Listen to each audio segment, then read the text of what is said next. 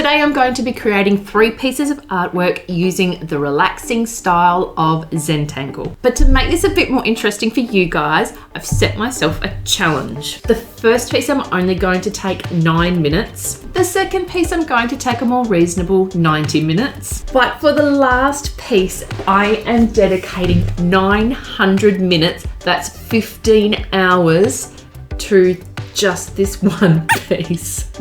For all 3 pieces, I want to use my white Poscas on the black card. In my opinion, it looks really effective. So let's kick this off with the quick 9-minute Zentangle. Should make for a nice little warm-up, and there will not be too much time to think about what I'm doing. I've just got to get on with it. And that 9 minutes, well, it really does fly by. And doing this under a time crunch is really testing my ability to just go with it and not overthink the design or what I'm doing. But bad habits are hard to break, and I still do stall several times while overthinking my next move.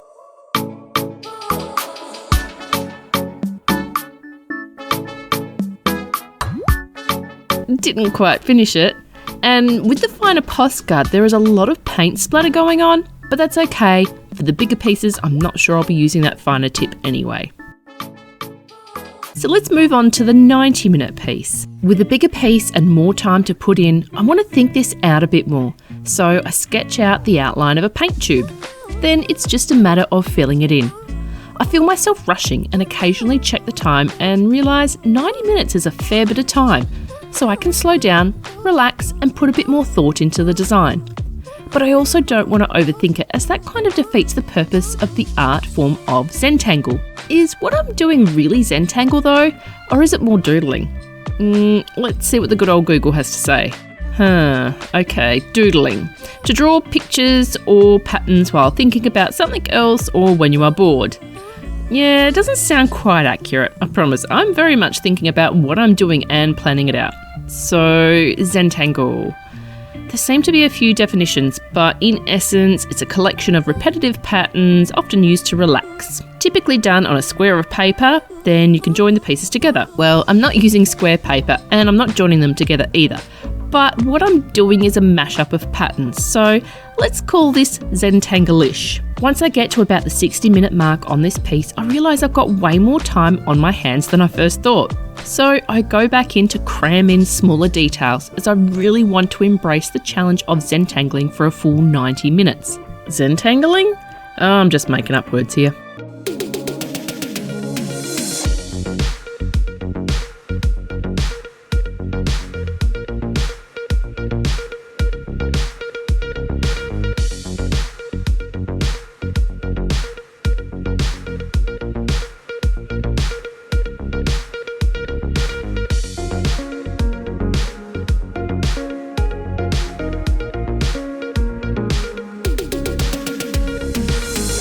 Getting down to the last 20 minutes, and I'm still just trying to cram in as much as I can to drag out this drawing. I also go back in with a black Posca to break up some of the larger chunks of white that I wasn't happy with. I'm really getting into the groove of this, but if I'm honest, it is a little challenging. I've done quite a bit of Zentangling over the past week, but it's all been done on my iPad. And when I don't like a pattern or brush stroke, I can just hit undo and try again. But with this, I've got to just accept what I've done and move on. So this piece is truly about the process rather than the result, which is a good exercise for me, and I did find enjoyment in the process. But now this is actually done, I'm not really a big fan of it. I feel like there's just too much detail crammed in there. There's not enough negative space to really let this design pop. Plus, I actually don't think this piece of card is going to be big enough to put a 900-minute design on. So I'm gonna need a bigger canvas, a much bigger canvas.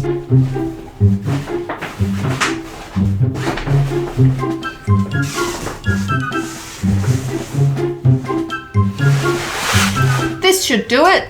To make the most of my 900 minutes, I'm planning out this giant Zentangle piece using my iPad. I figure if I'm gonna commit this much time to it, I may as well be smart, plan carefully, and hopefully have a piece at the end I can be proud of.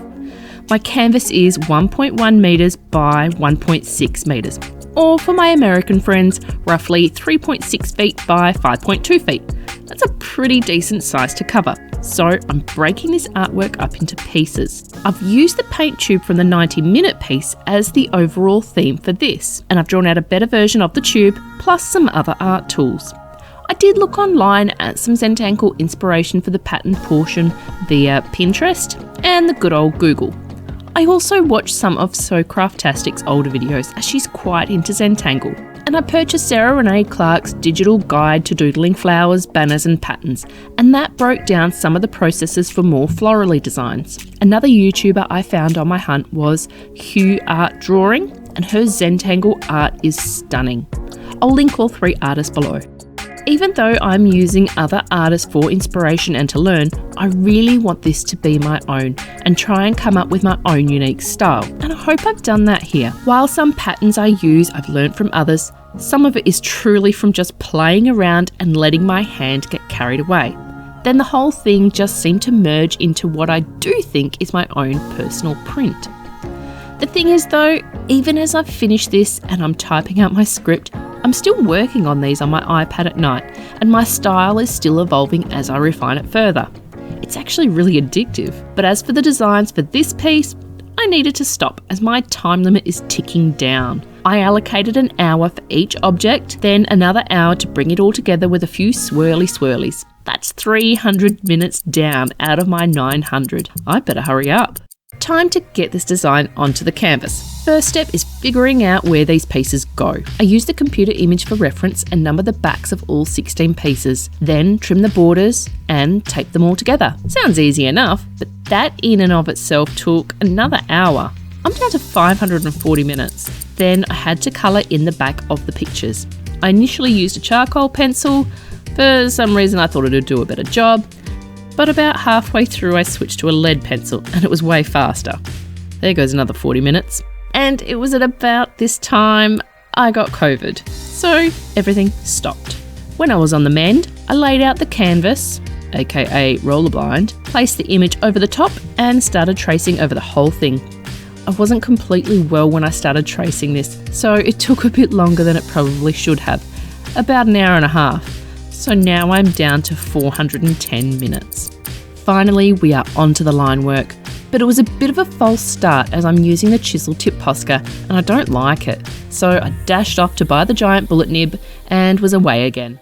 Something else I had not anticipated was the Posca marker not taking to the surface. I have used these markers on so many surfaces without any issues, so I just did not consider them not working on this vinyl texture.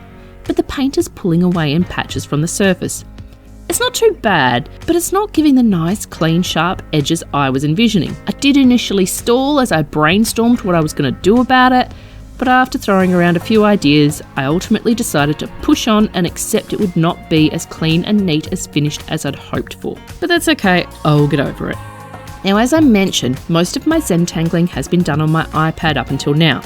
And there is a real difference between doing it in Procreate compared with a marker and paper. And there are a few things I did not take into consideration. On the iPad, I have adjusted a few settings so that when I make a line, the shake I have in my hands is not so noticeable. But with these markers on paper and vinyl, my shake, which has been amplified with my illness, is far more noticeable and frustrating. Another downside to the markers is the surface remains wet for a few minutes, so I smudged the design a few times before I learnt to either lift my hand and place it more carefully, or just wait a few minutes for the paint to dry enough to continue. I am very thankful to myself though for planning this out first, as getting the shape proportions, like the tube and brush, are far easier on a smaller scale than a larger scale. However, I don't think I got it quite right when planning out how much detail to include in the design. I think on the tube and the pencil I could have put in more detail, whereas I think the pen had too much. Oh well, it is really a good learning experience, and I hope that what I learn here will be handy when planning out another artwork I'm doing digitally. It's one that I hope I can spray paint as a large mural. What looks good on the small screen doesn't necessarily mean it will look good big.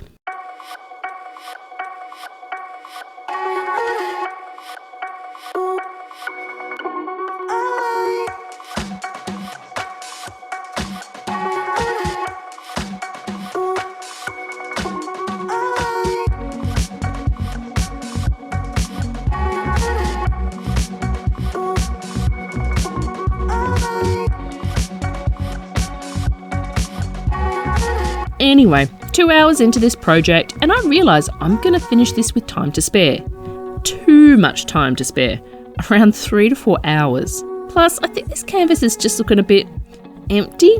So as I do the line work, I'm trying to think of a way to fill this canvas up a bit and kill that remaining time. So at night, in my spare time, I turned to my iPad to play around with some ideas. Initially, I tried to add some colour within the Zentangle drawings, trying several colour variants and gradients, but nothing I did looked quite right. Then I tried creating a simple pattern of dots or brushstrokes in the background, but that looked odd too. Then, on a whim, I picked one colour, dropped it into the background and bam, there it was, the simple answer. Leave the designs black and white, but use one solid colour for the background.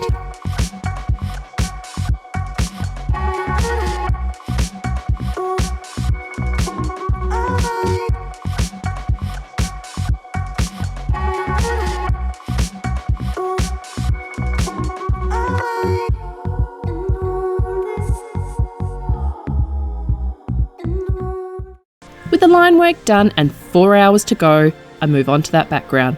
I mix up some acrylic paint and add some fabric medium, hoping this will give the paint enough flexibility so if I roll up the canvas, it won't flake off. I was confident that painting this one simple colour would not take too long, between 1 to 2 hours, leaving me ample time to fix up the line work.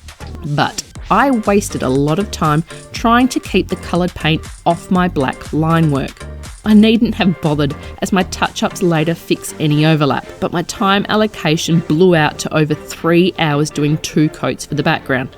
And I really wanted to do a 3rd coat as it was a little patchy, but I knew I needed the remaining time to redo the outlines and various touch-ups.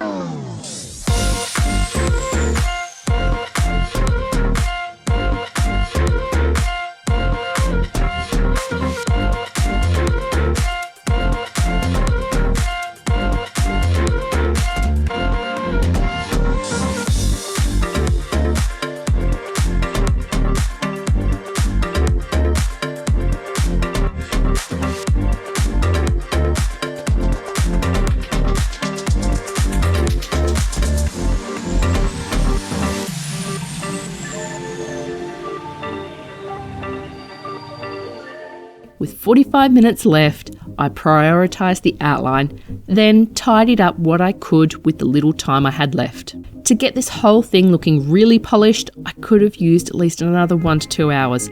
But a challenge is a challenge. And truth be told, I actually went overtime as I had not thought about having to trim off the rough edge, which took about 20 minutes.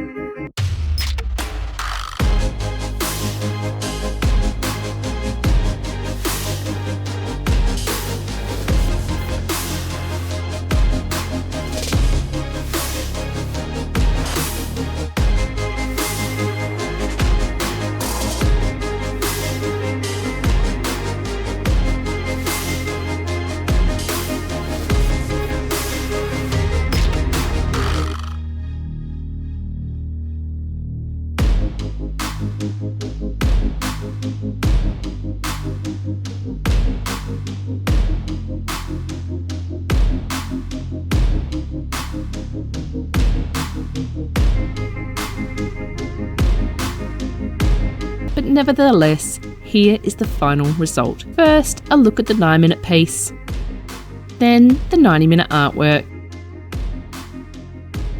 and finally the 900-minute Zentangle. This challenge was so much fun. I'm really happy with how it looks.